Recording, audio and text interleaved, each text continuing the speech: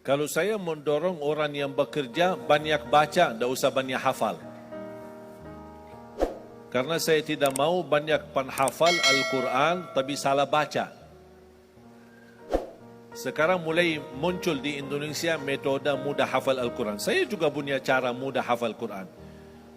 Saya punya cara mudah hafal Al-Quran, satu halaman dalam 1 minit bisa hafal. Tapi mohon maaf, terus habis saya hafal, ternyata tajwid saya tidak sempurna, bacaan saya salah semua. Buat apa saya hafal dalam dasar yang salah? Boleh hafal asal ada satu syarat, bersama guru yang memimpin kita, bersama ustaz yang mengarahkan kita, yang memperbaiki bacaan kita.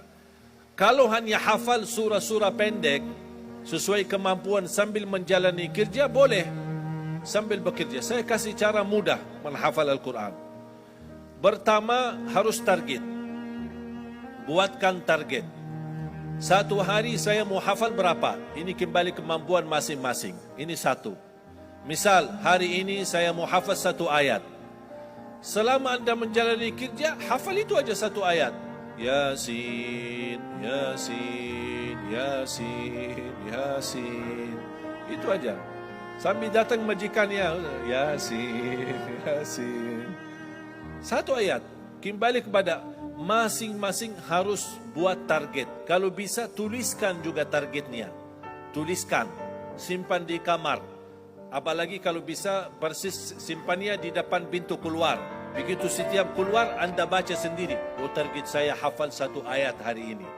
Atau ada orang mampu 5 ayat, berarti 5 ayat. Ini harus, ini langkah pertama. Targetkan hafalanmu mau berapa dalam 1 hari. Yang kedua, ulangi target itu. Diulangi berkali-kali.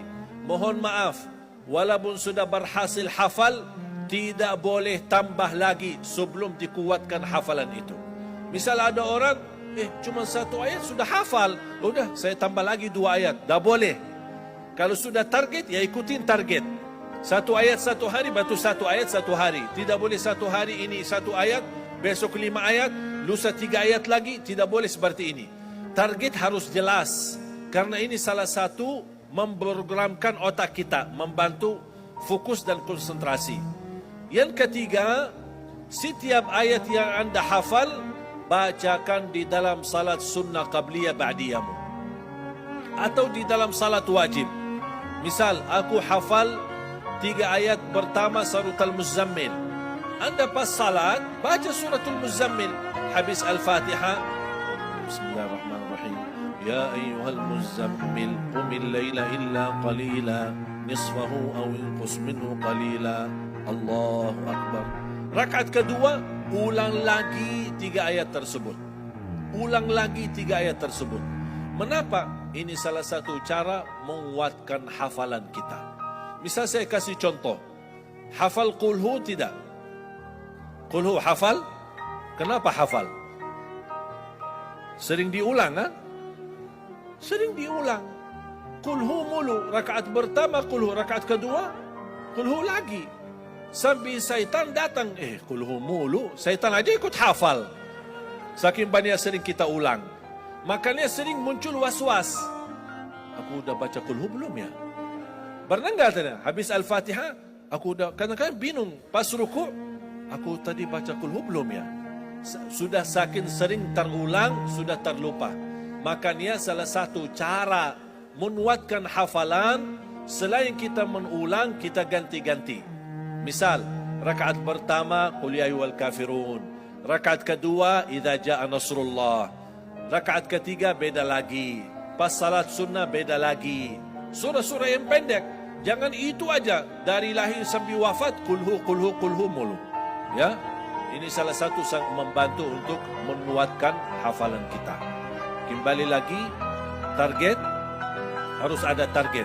Anda mampu sesuai kemampuan. Ada yang mampu 1 ayat, ada yang mampu 5 ayat, ada yang mampu 10 ayat. Setiap hari berarti tuliskan targetmu. Tapi fokus target. Kalau sudah tuliskan target, jangan berubah-ubah. Oh, hari ini ternyata gampang 5 ayat. Ya udah besok 10 ayat. Dah boleh.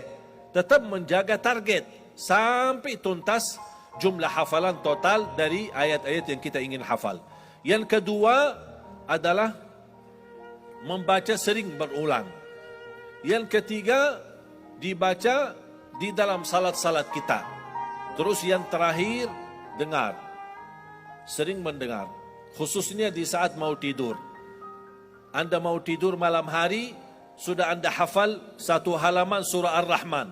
Sebelum Anda tidur, alhamdulillah sekarang handphone bisa setel ya, surah Ar-Rahman dari ayat sekian sampai ayat sekian.